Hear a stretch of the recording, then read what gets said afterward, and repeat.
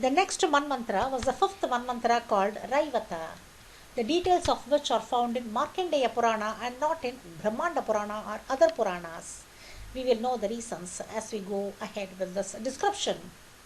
Markandeya gives the story of the Rishi Ritavak. In matters of deciphering stories like this, we go by the etymology of the names. Ritavak means proper speech. So this is something to do about the development of speech. That's what we come to know. And Ritavak got a son born in Revati star. This is the next revelation that people had started understanding the stars in the sky, in the zodiac, in the ecliptic, and also recognizing birth in particular stars. The son was born in Revati star, but this son was very unruly, of bad behavior. But what did Ritavak do? Instead of kicking off this son, he kicked off the Revati star from the sky because it has given birth to this son. Isn't this strange? Why did he do that? Now, Markandeya continues to describe this. He says, when the Rishi Ritavak uttered the curse, the constellation Revati verily fell, while all the world beheld with minds pervaded with astonishment, and the constellation Revati falling on and around the mountain Kumuda, it had called fallen on Kumuda, suddenly illuminated its woods, ravines, and cascades, and the mountain Kumuda, by reason of her downfall, became the famous Raivata, a mountain exceedingly charming through the whole earth. But the beauty of the constellation became the lake Pankajini. Therefrom the maiden was born, then exceedingly brilliant in form, known as Revati. Thus goes the description. This description gives the meaning behind the story, or the secret hidden behind the story of an extraterrestrial impact on the earth in a place where mountain Kumuda was found. So the mountain Kumuda got suddenly illuminated means the fireball, because of the impact, there was fire everywhere. And also the lake Pankajini was formed means the impact crater was formed in which water got filled up. So this is a clear case of an asteroid hit in the place of Mount Kumuda, which came to be known as Raivataka. Probably it coincided with the day of Revati. In Lake Pangajini means the lotus flowers are growing in that. So these are the hints we are getting. We have to look for locations where lotus normally grows. Lotus grows in tropical region on its own. And this is an asteroid hit, extraterrestrial impact region, that also we have to find out. Mount Kumuda can be located anywhere in this region. To substantiate this, let me show some verses from Mahabharata given by Sanjaya while describing a dvipa. A dvipa has 7 subdivisions called Harsha, and he had given the earlier names and compared them with the names current during his time of Mahabharata. By this we come to know that Varsha of Meru came to be known as Mahakasha. Jalada was known as Kumudottara, Jaladhara as Sukumara, and now importantly Raivataka as Kaumara. Raivataka was previously known as Kumuda before the star Revati or the asteroid fell on it in Raivataka Manvantara. So what was Kumuda became Raivataka, and then it became Kaumara during Mahabharata time is what we now want from this. Now continuing with the narration, Syama became Manichaka. Kesara came to be known as Mandaki, and there was that Mahapuman. And the important tree of this region is Shaka, after which the Dvipa was known as Shakadvipa, and Shiva was worshipped here. And the Raivataka Kaumara connection makes it clear that this is a reference to the location of Kumuda, and which could not be in the place of Gujarat where a mountain called Raivataka is there, because Jaladhara and then Kaumara, all these are associated with a region around the ocean or surrounded by the ocean, which was not part of India at that time. Now, looking at the Shaka tree description. This is the flower of Shaka. And this tree was supposed to have some psychoactive properties, which was used for shamanistic purposes. Which is shamanism brings in Kumara's association, because he was supposed to have initiated the shamanistic practices, which we have already seen in a previous episode. And this Shaka flower was very much celebrated in all places, and this was known as Shirisha in Sanskrit and Vagai in Tamil. This Vagai flower was worn as a crown. The golden flower was just treated as gold, and then it was worn with pride. And a lot of literature is there on Vagai in Tolkappiyam grammar book. And this refers to a particular region which had 7 divisions, and all the 7 places have been named. And those places are also named around the ocean or some water bodies. So all that matched with what Sanjaya have given. And this place had people belonging to 7 varnas. In Bharata Varnashar, we know only 4 varnas, whereas in this place there were 3 more varnas in addition to the 4 varnas. There is a lot more which we will be discussing later, but suffice it to say, the Vagai, Shirisha, Shaka, Raivataka, Kaumara, all these take our discourse only to the place near the equator or Southeast Asia, and not in India and not in Europe or West Asia, because there is a tendency of the researchers locating Shakadvipa in West Asia. It's impossible, because there should be Jalada, Jaladhara, Raivataka, Kaumara associated with Shaka, and the Shaka flower should be there. All these are found only near the equator. The story of the Markandeya Purana continues after Revati, the beautiful damsel, came out of the lotus pond. And we should recall that Revati was a star which was pushed down by the Rishi Rithavak, and it fell on the Mount Kumada, and it formed a pond also. From that pond Revati emerged, and Rithavak means proper speech. Now Revati was nourished by Pramucha after she came out of the pond, and Pramucha means set free. So you can see the connection between the etymology of Rithavak and Pramucha. And Pramucha decided to marry Revati to King Durgama. Durgama means difficult to be controlled. Once again, this is associated with speech.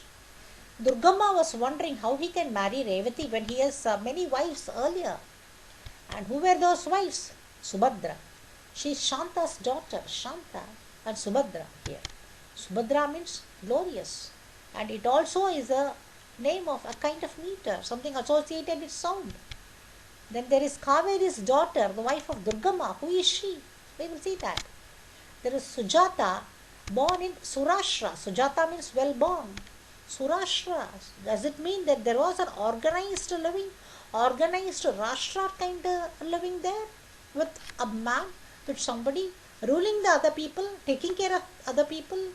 Or the early seeds of the kingdom or the kingship had started at this time?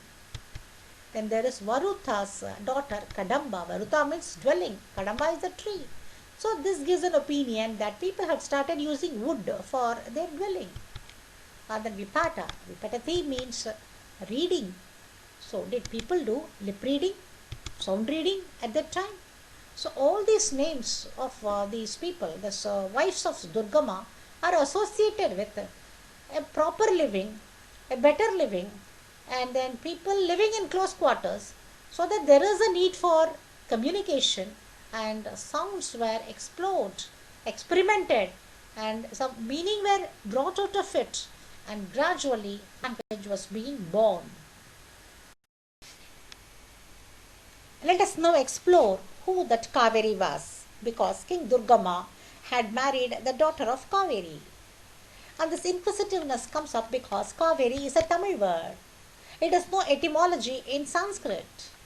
And the way it is pronounced now as Kaveri is also wrong, because we find it pronounced as or written as Kaveri in all Sangamage texts, and in the text until a few hundred years ago.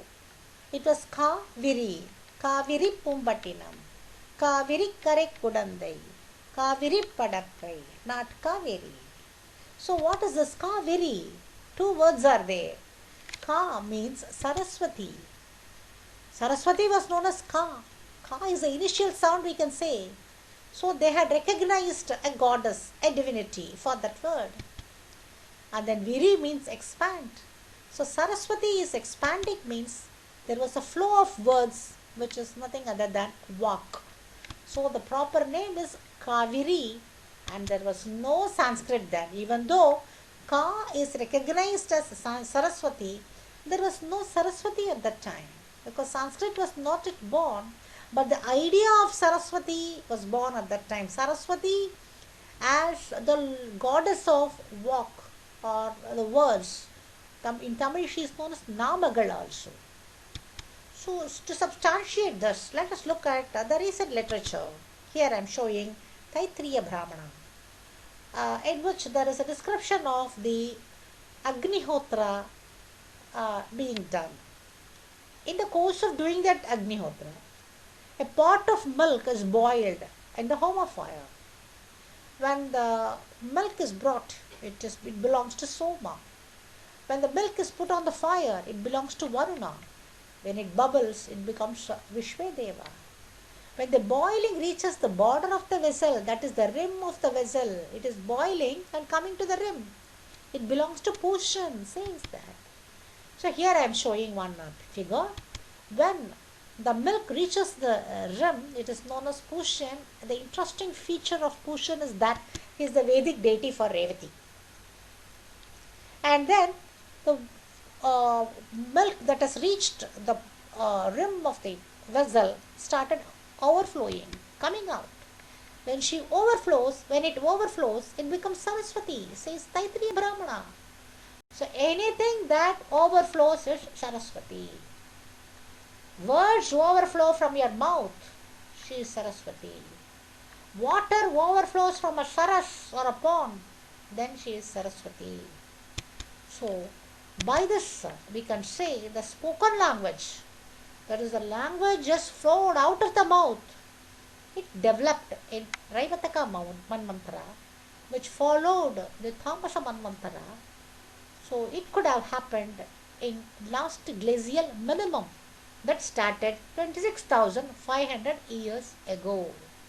The first spoken language, the proto language, the Adi language had started taking genesis in the last glacial minimum, is what we derive or decipher from this discourse. Now let us see how this symbolism of Kaveri, of this overflow, fits with the river Kaveri. Here I am showing the origin place of river Kaveri. Kaveri really forms from this small hole. It is actually a pot-like structure in rock in which the river forms. There once it gets filled up, it just flows out. So Kaveri is because it is flowing out. The popular story of Agastya doing the penance at Kaveri with his kamandal nearby, and he has compressed that river into his kamandal, and then a crow comes and then pushes it down, by which this river or the water inside that started trickling out and then flowing out as the river Kaveri. That is the story, and that story very much fits with the symbolism of Kaveri. In reality, Agastya was sitting inside the Kund, the Kaveri Kund, and doing penance for 12 years as per Valmiki Ramayana description. During the final years of Rama's exile, Agastya had shifted from Dandakaranya to the Kaveri basin. He was standing in water for 12 years and did the penance. At the end of that penance, Rama goes and meets him, says Uttarakhanda. At that time only he gives him the name Kumbayoni. So this Kumbayoni significance comes in many stories, comparing him with Vasishta also. But all those are later born connections, because the original symbolism is there in Kaveri Kund, where he did the penance. Why did he do the penance? Because that was the time the first Sangam age came to an end due to a sea flood, and the second Sangam or Kavatam was inaugurated. Then Agastya felt the need to go and revive the literary tradition there, the Sangam tradition there.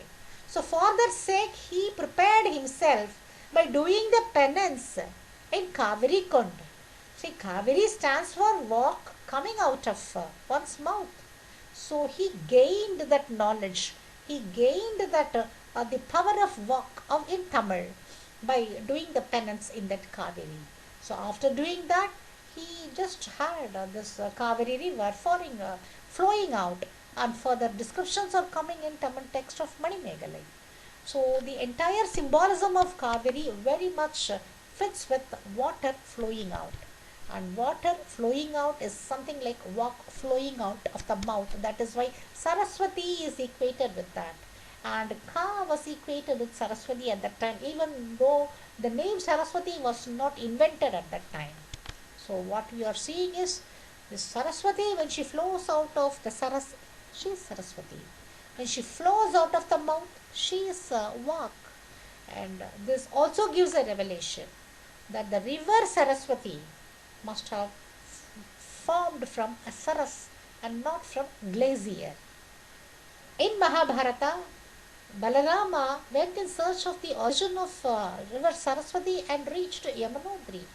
That was a glacier. That was in a later period when the Saraswati was lost and Yamuna had taken its course towards the glacier.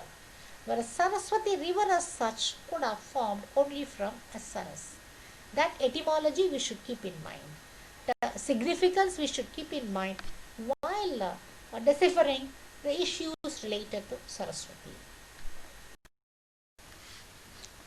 Looking for the name Kaveri in other places, we do come across a river Kaveri in Madhya Pradesh flowing from south to north and joining the river Narmada at Omkareshwar, where it is known as Kaveri Sangama and celebrated as a sacred Tirtha in Puranas such as Padma Purana, Matsya and Kurma Purana.